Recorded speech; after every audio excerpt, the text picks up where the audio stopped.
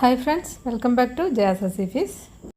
അപ്പോൾ ഇന്ന് ഞാൻ അരച്ച ഉടൻ തന്നെ, അതായത് ഇൻസ്റ്റൻ്റ് ആയിട്ട് ഉണ്ടാക്കുന്ന നുറുക്ക് ഗോതമ്പ് കൊണ്ടുള്ള ഒരു അപ്പമാണ് കാണിക്കുന്നത്. അപ്പോൾ നല്ല ടേസ്റ്റാണ്. അപ്പോൾ ഇതിൻ്റെ കൂടെ കഴിക്കാൻ ഞാനൊരു ചട്നിയും കൂടിയും കാണിക്കുന്നുണ്ട്. അപ്പോൾ നിങ്ങൾ അവസാനം വരെ ഒന്ന് കാണുക. കണ്ടില്ലേ, നല്ല സോഫ്റ്റ് ആയിട്ടുള്ള അപ്പമാണ് ഉണ്ടാക്കിയിരിക്കുന്നത്. അപ്പോൾ നമ്മളിത് ഉണ്ടാക്കിയിട്ട് കാസറോളിലൊക്കെ വെച്ച് കഴിഞ്ഞാൽ രാത്രി വരെ, ഇത് രാവിലെ ഉണ്ടാക്കിയിട്ട് രാത്രി വരെ നമുക്കിത് നല്ല സോഫ്റ്റായിട്ട് നല്ല പഞ്ഞി പോലെ തന്നെ അതുപോലെ തന്നെ ഇരിക്കും. ഒട്ടും ഹാർഡാവുമൊന്നുമില്ല. അപ്പോൾ നമുക്ക് നോക്കാം അതെങ്ങനെയാണ് ഉണ്ടാക്കുന്നതെന്ന്. അപ്പോൾ ഞാനിത് ഉണ്ടാക്കുന്നത് നുറുക്ക് ഗോതമ്പ് വെച്ചിട്ടാണ്. അപ്പോൾ നമുക്ക് അത്ര പെട്ടെന്നൊന്നും മനസ്സിലാവില്ല കേട്ടോ. അത് നുറുക്ക് ഗോതമ്പ് കൊണ്ടാണ് ഉണ്ടാക്കിയതെന്ന്. നമ്മൾ സാധാരണ അരി കൊണ്ട് ഉണ്ടാക്കുന്ന ആ ഒരു അപ്പത്തിൻ്റെ അതേ ഒരു ടേസ്റ്റും ഫ്ലേവറൊക്കെ തന്നെയാണ്. അപ്പോൾ അത് ഉണ്ടാക്കാൻ വേണ്ടിയിട്ട് ആദ്യം മിക്സിയുടെ ജാറ് വയ്ക്കുക. ഞാൻ കുറച്ച് വലിയ ജാറാണ് എടുത്തിരിക്കുന്നത്. അതിലേക്ക് ഒരു 1/4 കപ്പ് മുതൽ 1 കപ്പ് വരെ നാളികേരം എടുക്കാം. അപ്പോൾ നാളികേരം നിങ്ങളുടെ കയ്യിൽ കുറവേ ഉള്ളൂ വെച്ചാൽ 1/4 കപ്പ് മതി, അല്ലെങ്കിൽ 1 കപ്പെങ്കിലും എടുക്കുക. 1 കപ്പൊക്കെ ചേർത്ത് കഴിഞ്ഞാൽ, നമ്മൾ നാളികേരം കൂടുതൽ ചേർത്ത് കഴിഞ്ഞാൽ അത്രയും ടേസ്റ്റാണ്. അപ്പോൾ 1 കപ്പിൽ കൂടുതൽ ചേർക്കണമെങ്കിൽ കൂടുതലും ചേർക്കാം കേട്ടോ. പിന്നെ ഞാനൊരു 1.5 കപ്പ് നുറുക്ക് ഗോതമ്പ് ഓവർനൈറ്റ് കുതിർത്തി വെച്ചതാണ്. ഞാൻ രാവിലെയാണ് ഉണ്ടാക്കുന്നത്. അല്ല, നിങ്ങൾ ഈവനിങ്ങിലൊക്കെയാണ് ഉണ്ടാക്കണമെന്ന് വെച്ചാൽ ഒരു 2 മണിക്കൂർ 3 മണിക്കൂറൊക്കെ കുതിർത്താൻ വെച്ചാൽ മതിയാവും.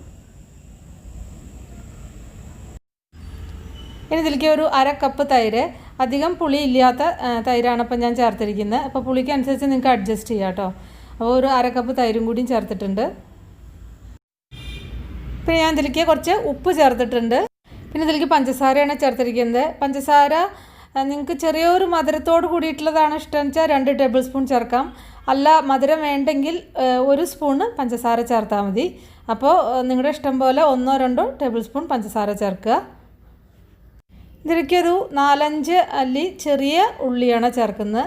അപ്പോൾ ചെറിയ ഉള്ളിയുടെ ഫ്ലേവർ നിങ്ങൾക്ക് വേണ്ടെങ്കിൽ ഇത് ഒഴിവാക്കാവുന്നതേ ഉള്ളൂ. പിന്നെ ഒരു 1/2 ടീസ്പൂൺ ചെറിയ ജീരകം കൂടിയും ചേർത്തിട്ടുണ്ട് കേട്ടോ. നിങ്ങൾക്ക് സൈഡിൽ കാണുന്നുണ്ടാവും, 1/2 ടീസ്പൂൺ ചെറിയ ജീരകം ചേർത്തിട്ടുണ്ട്. അപ്പോൾ ജീരകം ഉള്ളിയും നിങ്ങൾക്ക് ഇഷ്ടമല്ലെങ്കിൽ ഒഴിവാക്കാം. പക്ഷേ ഇത് ചേർത്ത് കഴിഞ്ഞാൽ നല്ലൊരു ഫ്ലേവറാണ്. അല്ലെങ്കിൽ ഇതിൻ്റെ അളവ് കുറച്ചിട്ടും ചേർക്കാവുന്നതാണ്. അപ്പോൾ ഇത് നന്നായിട്ടൊന്ന് അരച്ചെടുക്കുക. അപ്പോൾ ആദ്യം വെള്ളം ചേർക്കാതെ അരച്ചെടുക്കുക, എന്നാൽ പെട്ടെന്ന് അരഞ്ഞു കിട്ടും. അത് കഴിഞ്ഞിട്ട് ഒരു 1/4 കപ്പോളം വെള്ളം, 1/4 കപ്പ് മുതൽ ഒരു 1/2 കപ്പോളം വെള്ളം ചേർത്തിട്ട് നന്നായിട്ട് അടിച്ചെടുക്കുക. ഞാൻ കുറച്ചും കൂടി ഉപ്പ് ചേർത്തിട്ടുണ്ട്. എന്നിട്ട് നന്നായിട്ട് മിക്സ് ചെയ്യുക. അപ്പോൾ ഇത്രയേ ഉള്ളൂ പരിപാടി. പെട്ടെന്ന് സംഭവം റെഡി. അപ്പോൾ അപ്പം ഉണ്ടാക്കാൻ ഇത് റെഡി ആയിരിക്കുന്നു. ഇതിൻ്റെ കൺസിസ്റ്റൻസി പറഞ്ഞാൽ കൂടുതൽ തിക്കും ആവരുത്, കൂടുതൽ ലൂസും ആവരുത്.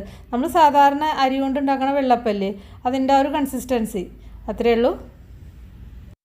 അപ്പോൾ നല്ല സ്പഞ്ച് പോലെ നല്ല സോഫ്റ്റ് ആവാൻ വേണ്ടിയിട്ട് കുറച്ച് ബേക്കിംഗ് സോഡ ചേർക്കുന്നുണ്ട്.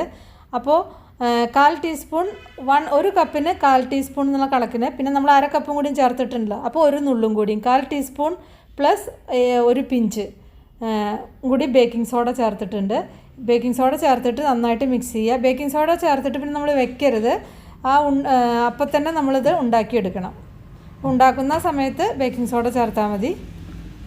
നന്നായിട്ടൊന്ന് മിക്സ് ചെയ്യുക. ഇപ്പോൾ ഒരപ്പം ഞാൻ ബേക്കിംഗ് സോഡ ചേർക്കാതെ ഞാൻ ലാസ്റ്റ് ഉണ്ടാക്കി കാണിക്കാം കേട്ടോ. അപ്പോൾ നിങ്ങൾക്ക് സോഡ വേണ്ടാത്തവർക്ക് ആ അപ്പം എങ്ങനെ ഇരിക്കുമെന്ന് ഞാൻ ലാസ്റ്റ് ഒന്ന് ഉണ്ടാക്കി കാണിക്കാം. ഞാൻ ദോശക്കല്ലുമ്പിലാണ് ചൂടുന്നത്. അപ്പോൾ ദോശക്കല്ല് ഒന്ന് മയം പുരട്ടിയിട്ടുണ്ട്. അപ്പോൾ വല്ലാതെ അങ്ങനെ ഓവറായിട്ട് ചൂടാവണ്ട, പിന്നെ അല്ലാതെ ഒട്ടും ചൂട് കുറവും ആവരുത്. ഇപ്പോൾ രണ്ടായാലും നമ്മൾ ചുട്ട് കഴിഞ്ഞാൽ കറക്റ്റായിട്ട് ആ ഹോൾസ് വരില്ല. അപ്പോൾ നന്നായിട്ട് ഹോൾസ് വന്നതിന് ശേഷം ഇത് അടച്ച് വയ്ക്കുക. ഇപ്പോൾ കണ്ടില്ലേ, ഇത് കറക്റ്റായിട്ട് വന്നിട്ടുണ്ട്. അപ്പോൾ നല്ല സോഫ്റ്റ് ആയിട്ടുള്ള നല്ല പഞ്ഞി പോലത്തെ അപ്പം റെഡിയായി. ഇതിൻ്റെ പ്രത്യേകത എന്താ വെച്ചാൽ, ഇത് വെച്ച് കഴിഞ്ഞാൽ വീണ്ടും നല്ല സോഫ്റ്റ് ആവും. നമുക്ക് കാസറോളിലൊക്കെ വെച്ച് കഴിഞ്ഞാൽ കുറച്ച് കൂടുതൽ സോഫ്റ്റായി കിട്ടും. കണ്ടില്ലേ? അപ്പോൾ ബാക്കിയുള്ള അപ്പം ഇതുപോലെ തന്നെ ചുട്ടെടുക്കുക. നല്ല ടേസ്റ്റാണത് കേട്ടോ. അപ്പോൾ ഇതായി അപ്പം റെഡിയായി. ഞാൻ സോഡ ചേർക്കുന്നതിന് മുന്നേ ഒരു കയ്യിൽ മാവ് ഞാൻ മാറ്റി വെച്ചിട്ടുണ്ടായിരുന്നു.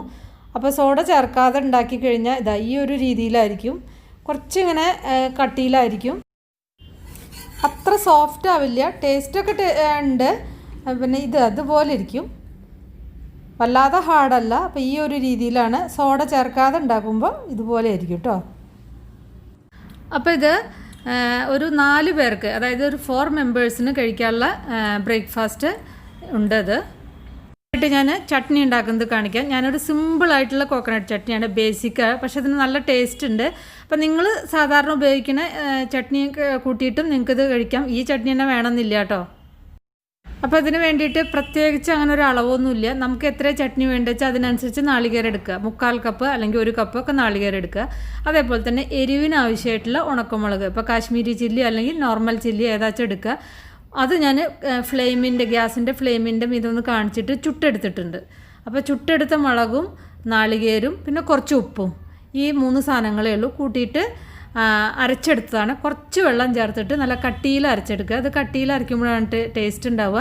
ഇപ്പം ഞാൻ അരച്ചത് തന്നെ ഇത്രയും വെള്ളത്തിൻ്റെ ആവശ്യമില്ല, കുറച്ച് കട്ടിയിൽ അരയ്ക്കുമ്പോഴാണ് അതിന് ടേസ്റ്റ് കൂടുക. ഇത്രയേ ഉള്ളൂ, വറുത്തിടേണ്ട ആവശ്യമൊന്നുമില്ല. നല്ല സിമ്പിളായിട്ടുള്ളൊരു ചട്നി, നല്ല ടേസ്റ്റാണ്.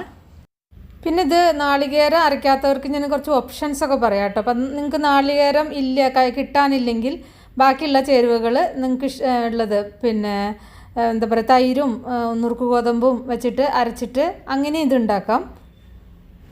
അപ്പോൾ നമ്മൾ പ്രോട്ടീനൊന്നും അധികം കഴിക്കാത്ത ആൾക്കാർക്ക് പറ്റിയൊരു റെസിപ്പിയാണിത്. കാരണം ഇതിൽ നല്ല ധാരാളം ഫൈബറും അത്യാവശ്യം പ്രോട്ടീനും ഒക്കെ ഉള്ളൊരു ബ്രേക്ക്ഫാസ്റ്റാണത്.